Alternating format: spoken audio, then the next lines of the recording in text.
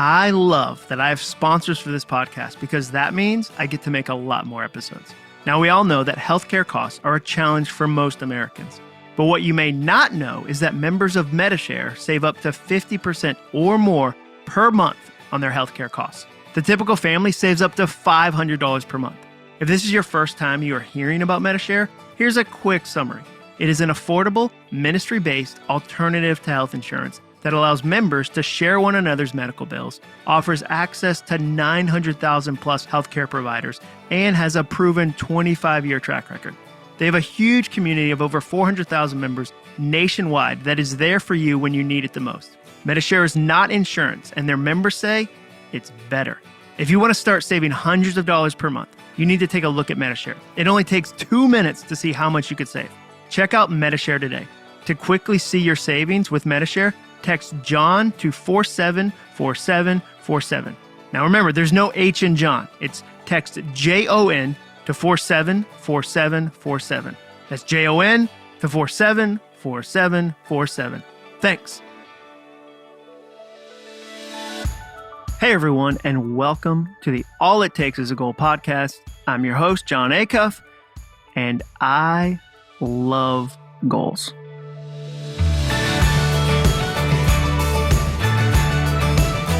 Why? Because a goal is the fastest path between where you are today and where you want to be tomorrow. And best of all, finishing a goal feels amazing. You'll never forget what it felt like to put the letters PhD by your name.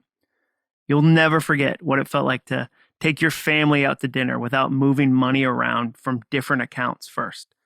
You'll never forget the moment you get to pick vegetables from the garden you planted with your own two hands.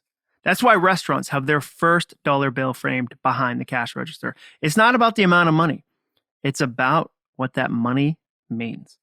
It means they did it. They finished. That's the best feeling in the world. I want that feeling for you. I want you to have that moment. I want to help you cross the finish line of whatever goal you care about, because the future belongs to finishers. That's why I'm doing this podcast. Today's episode is a slingshot. It's a single, short idea meant to propel you into the rest of your week. My goal is that you listen to it on your way to work, while doing the dishes, on a treadmill, etc., and it makes you want to run through a wall.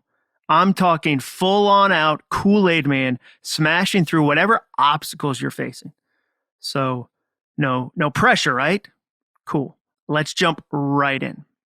In the 1800s, sailors and map makers, I believe people call them cartographers, would stamp unexplored, dangerous territories with the phrase, "Here be dragons." It was meant to serve as a warning that if you ventured this far, if you went here, you ran the risk of great peril. Danger galore, unknown tragedy. If you sailed off into the distance, a fire-breathing, sea-dwelling monster was sure to swallow you up. Here be dragons. It was a phrase used to warn people about the dangers of the unknown, but it was only used for the farthest reaching, most deadly spots. It was a stamp used sparingly, kept in a drawer for only the rarest of occasions. And today, it's a stamp we all still own. We might not sail on a ship. We might not stare out over the horizon at an unforgiving sea, but it's all in our pocket or our junk drawers in our homes. The bravest of us don't use it. Maybe we've even forgotten where it is, but most of us have worn that stamp out. We know exactly where it is because it never leaves our hands. When confronted with new possibilities or things that feel the slightest bit awkward, we are quick to stamp, "Here be dragons." And then we hide. What if our new mission doesn't work? Here be dragons. What if it works, but not exactly how we planned? Here be dragons. What if it works so well that we feel the pressure to maintain that level of success? Here be dragons. I'll never forget when a songwriter in Nashville, which is where I live, asked me if I knew what the worst day was in his profession. I didn't, so I asked him. And he said, the worst day for a songwriter is the day after a song you wrote hits number one, because now you have to repeat it. Here be dragons. What if you try and you devote your life to this new mission, this brand new thing, only to find out it was a waste of time and you will never get that time back? Here be dragons. What if it's far harder than you anticipated and all your deepest flaws float to the surface in the most public of ways? Here be dragons. What if they find out we're a fraud? Here be dragons. What if everyone else has some special rule book that tells them the exact right next step to take and we can't find ours? Here be dragons. Stamp, stamp, stamp. We might not realize it, but over the years, we've stamped so many areas that there's very little room left on the map of our lives without those words, here be dragons. One day, you wake up and realize your map is a mess. What was expansive, what was vast, what was an endless opportunity of exploration is now the size of Rhode Island. Our world is reduced to a tiny, safe cul-de-sac. We control it, or at least maintain the illusion of control, save for the random pandemic or two. But for the most part, we are protected. The dragons cannot get in, but nor can the life get out. But then something happens. A friend expands their land. They step into an area we believed was rife with dragons, and suddenly we are confused. They were not consumed. They are not on fire. They have not even been singed by the much feared dragons. They seem fine. Better than fine, they are smiling. They are waving back from a land that suddenly seems less dangerous. And then it stirs. That feeling inside of us, that question.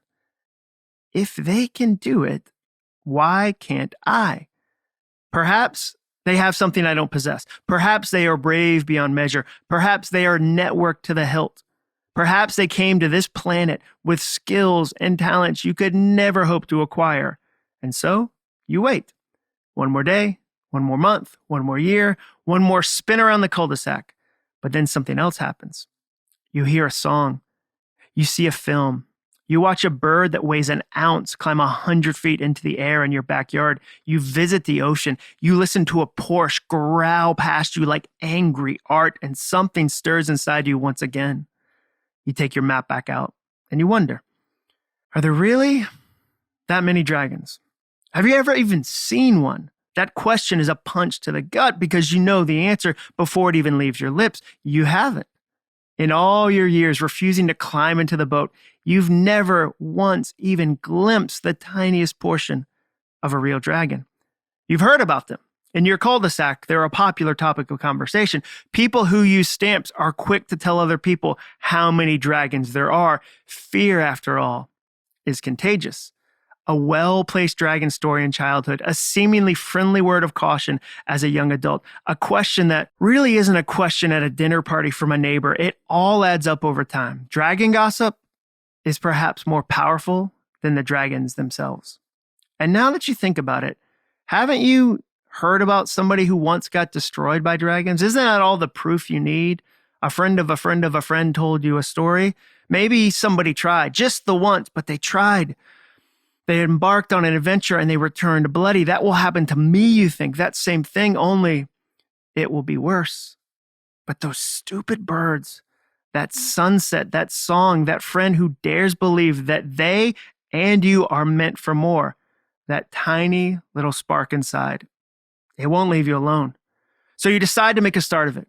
It's time to have a go, as it were. You will now jump into the middle of the world, the middle of the storm, the middle of the dragons. Maybe not jump. Let's not get carried away. Some days you will inch, but you will leave. You will step out of the cul-de-sac and into the great unknown, which is probably a line from Frozen 2, but is also a thing you are going to do. Put the stamp away. Trade it for a passport. Here be dragons? No. There be you. Thank you for listening today. If you liked this episode, please review it and subscribe so that you don't ever miss any of the other ones. See you next week. And remember, all it takes is a goal.